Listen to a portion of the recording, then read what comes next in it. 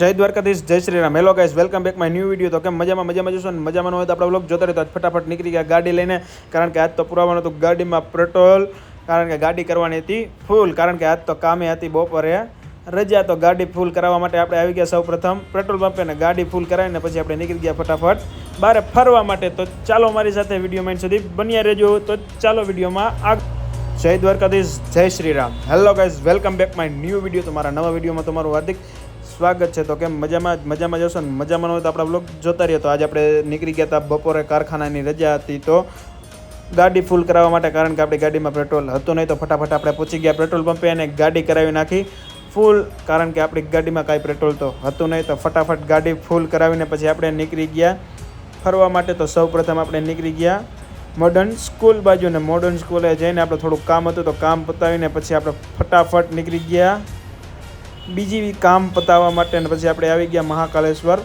મંદિરે, અને મહાકાલેશ્વર મંદિરે આવીને મહાકાલ મહારાજના દર્શન કરીને પછી આપણે આવી ગયા ફટાફટ ગાડી લઈને આપણા ઘરે. અને ઘરે આવીને જોયું તો આરોહી મસ્ત મજાની રમતી હતી. ને પછી કરી નાખ્યું તારક મહેતા કા ઉલ્ટા ચશ્મા શરૂ, અને તારક મહેતા કા ઉલ્ટા ચશ્મા શરૂ કરીને પછી આપણે બેસવાનું હતું બપોરા કરવા માટે. તો બપોરા કરવા માટે બેસી ગયા. તો ભાત હતા, મગનું શાક હતું, ખીચડી હતી, કેરી અને રોટલી. તો ફટાફટ કરી લઈ બપોરા કરીને પછી આપણે બપોર પછી તો રજા હતી તો ફટાફટ નીકળી ગયા ઓફિસે. થોડુંક કામ હતું તો અહીંયા પતાવવા માટે તો આપણે કેસરી પુલ ઉપર ચડી ગયા છીએ મસ્ત મજાના.